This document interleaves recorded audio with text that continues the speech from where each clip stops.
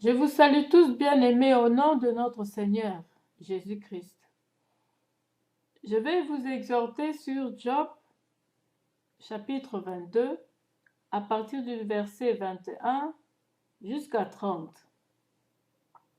Au fur et à mesure que je vais lire, je vais expliquer en même temps, vous exhorter et moi-même aussi, parce que la parole de Dieu ne sort pas seulement pour les auditeurs, pour les enseignants aussi. Attache-toi donc à Dieu et tu auras la paix. Tu jouiras ainsi du bonheur. Que cela veut dire? S'attacher à Dieu et tu auras la paix. Pourquoi?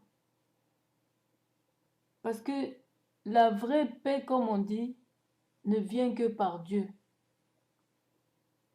Les richesses de ce monde, tout ce qu'on peut trouver dans ce monde qui nous semble être le bonheur, c'est pas ça.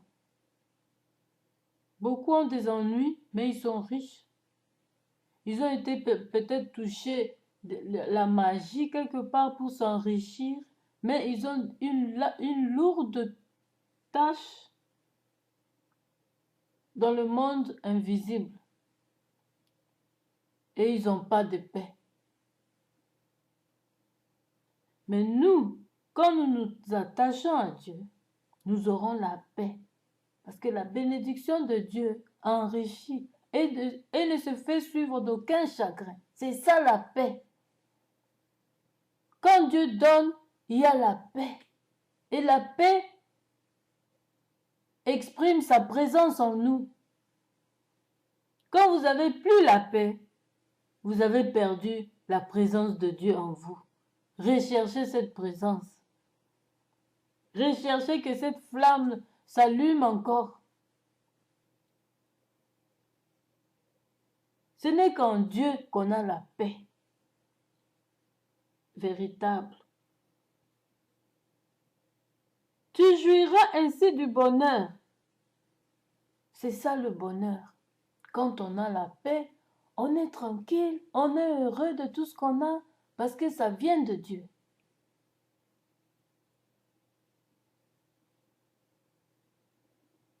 Tu peux être pauvre, mais quand tu as la paix du Christ, tu sens comme si tu es plus heureuse que les riches. Tu dors bien, tu te réveilles bien, tu manges bien, tes affaires marchent bien, sans problème. Même si les attaques, tu as des attaques, c'est tout à fait normal la vie d'une chrétienne ou d'un chrétien. Ne vous étonnez pas quand je vous dis qu'il y a JR qui est venu essayer de m'étrangler, mais il n'a pas pu. Mon corps a toujours été comme les barres de fer. Vous comprenez? C'est ça la paix que Dieu nous rassure, que sa présence est là. On vient t'étrangler, mais ton corps est devenu comme une barre de fer. Pour pas que cela t'atteigne dans la chair et dans ton esprit. Il cherche à étouffer ma respiration. Dieu me fait respirer par le dos. Il cherche à arrêter la respiration par les côtes. Dieu me fait respirer par l'intérieur. Il montre que c'est lui le médecin des médecins, c'est lui le créateur du corps. Donc vous, les personnes qui souffrez de l'asthme, parlez bien à votre Dieu. Voyez comment Dieu me fait, il fait fuir ma respiration pour pas que je meure. Mais pourquoi vous laisserez comme ça dans cette maladie? Invoquez mon Dieu, qu'il vous sauve de ça. Qu'il vous aide, qu'il vous guérisse. Faites même par semaine une journée de jeûne et prière pour votre maladie. Et parlez vraiment à Dieu. C'est lui le créateur du corps.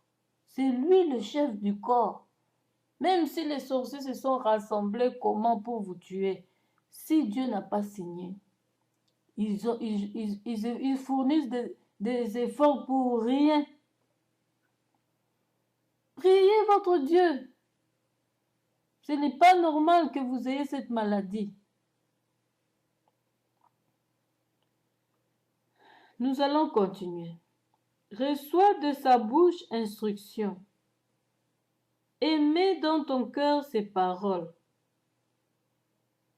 Un chrétien doit toujours recevoir de la bouche de Dieu instruction, doit toujours attendre un mot de sa part pour marcher. Moi, je vous ai dit dans d'autres vidéos que j'ai effacées parce qu'ils sont en train de pleurer, comme on dit, Namunokwamboka. Alors, j'ai effacé toutes ces vidéos-là.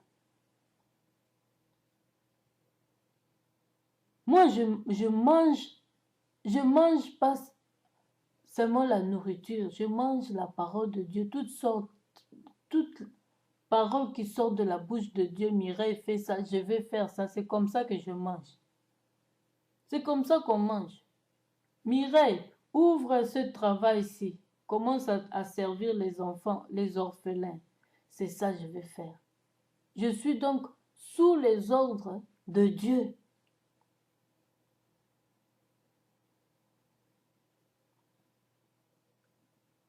Et j'obéis.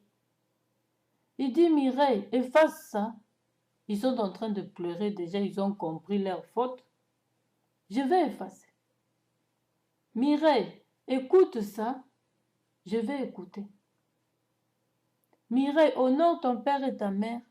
Je vais mettre en pratique. Mireille, fais ça. Je vais suivre. C'est comme ça manger la parole de Dieu, le pain vivant.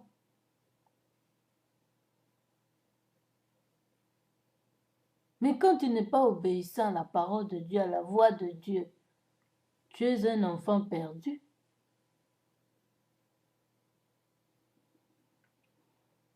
Il faut chercher parce qu'on l'a reçu dans notre vie comme notre Seigneur et Sauveur, comme notre berger. Maintenant, quand il te ordonne quelque chose, pourquoi tu ne veux pas marcher sur ça? Pourquoi tu ne veux pas marcher avec ça? Pourquoi tu ne veux pas y obéir? Maintenant, tu l'as reçu pourquoi?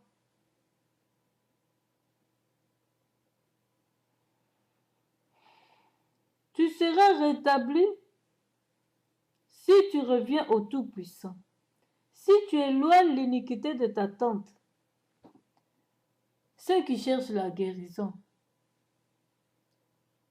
vous serez rétablis que si vous revenez au Tout-Puissant. Mais si vous êtes déjà avec le Tout-Puissant, vérifiez votre marche et faites des jeûnes et prières pendant les semaines, chaque semaine, même une journée pour votre maladie, vous aurez la solution. Vous aurez la solution par ces meurtrissures. Nous sommes guéris, récitez-lui ça. Il va dire oui, c'est ma parole, je ne mens pas. Il a dit quiconque demande recevra. Tout ce que vous demanderez en mon nom, vous le verrez s'accomplir. Tout ce que vous demanderez par la foi, que la foi ne te quitte pas, bien-aimé. C'est par la foi que tout s'incline devant nous les humains, devant nous les enfants de Dieu, et s'incline aussi devant le nom de Jésus. Et vis par la foi. Manifeste la foi que tu es déjà guéri, mais persévère dans la prière de la demande. Si le Saint-Esprit te dit aujourd'hui, adore seulement, tu adores. Si le Saint-Esprit te dit, continue avec la supplication, continue, bien-aimé. Si le Saint-Esprit te dit, maintenant, tu dois chasser la maladie, tu dois faire des autodélivrances, fais-le, suis comment le Saint-Esprit t'oriente.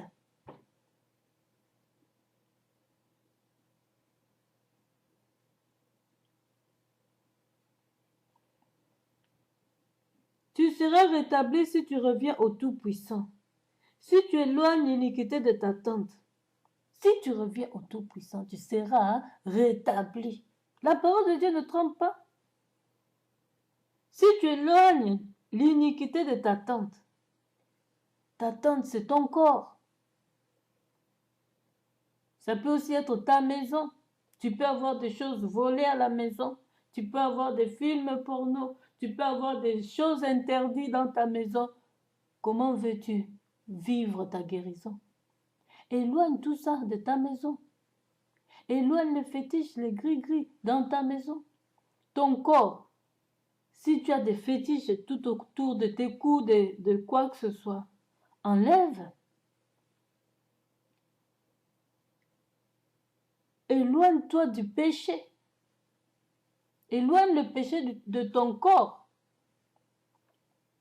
Comme aujourd'hui c'est la Saint-Valentin, maintenant même les jeunes filles vont coucher n'importe où, à gauche, à droite avec les hommes. Sans être mariées.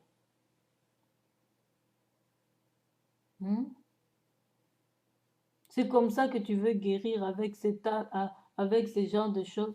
Tu demandes aussi la guérison et aujourd'hui tu n'aimerais pas rater d'aller à l'hôtel avec un homme que tu ne connais même pas ou un homme d'autrui ou vous n'êtes même pas marié et vous n'avez même pas fait le contrôle même du sida. Vous n'avez même pas fait le contrôle testé par Dieu, la prière, si c'est ton Adam ou c'est ta Ève. Et après demain tu vas encore demander Dieu, guéris-moi. Mais reviens d'abord au Tout-Puissant. Valentin, c'est pour les mariés, les fiancés. Comme nous sommes fiancés, nous avons des projets. Nous allons nous marier. Nous allons fêter ça, mais nous n'allons pas fêter ça en allant s'embrasser. On ne s'est pas encore marié non plus. On peut faire un petit dîner là romantique. Fêter, ça ne veut pas dire seulement passer au lit. Vous mangez, vous faites des trucs romantiques. Ça passe là. Ou même de loin, vous vous appelez. Ça passe là. Vous n'êtes pas encore marié. Ne cherchez pas loin.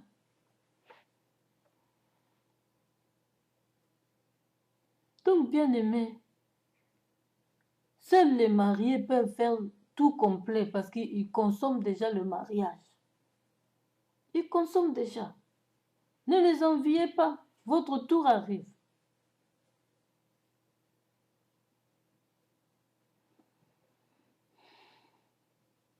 Tu seras rétabli si tu reviens au Tout-Puissant, si tu éloignes l'iniquité de ta tante. Jette l'or dans la poussière, l'or d'Ophir, parmi les cailloux des torrents. Vous qui aimez l'argent, qui aimez l'or, ma bijou, lelo loko eza Valentin, nakende kosalaka ndumba na kozwa mbongo nasomba bijou. Lelo boye. En faisant ça avec les hommes, j'aurai l'argent pour m'acheter les bijoux, l'or et tout ça. C'est bien d'aimer les richesses que Dieu nous a données, mais que ça ne soit pas votre idolâtre, que ça ne devienne pas à la place de Dieu. N'aimez rien plus que Dieu. Quand vous négligez ça, c'est alors que Dieu deviendra ce que vous avez négligé. Jette l'or dans la poussière, l'or d'Ophir, parmi les cailloux de torrents, et le Tout-Puissant sera ton or, ton argent, ta richesse. Quand tu abandonnes la prostitution, c'est-à-dire que tu négliges maintenant l'argent, tu négliges de l'or. Alors, Dieu maintenant deviendra ton or, ton argent, ta richesse. Il se manifestera, il t'ouvrira les portes, il te bénira. Il ne te laissera pas comme ça. Il peut te laisser un peu pendant des années pour ton brisement, parce que tu ne peux pas passer directement à la bénédiction. Il doit te briser d'abord. C'est comme ça l'école de Dieu. Il va te briser d'abord, voir si tu es vraiment forte sans ces choses. Puis ensuite, il te bénira, il t'ouvrira les portes. Sois patient avec Dieu. C'est le fruit de l'esprit. Et le Tout-Puissant sera ton or, ton argent ta richesse. Alors tu feras du Tout-Puissant tes délices. Voilà, bien-aimés, nous allons continuer. Merci.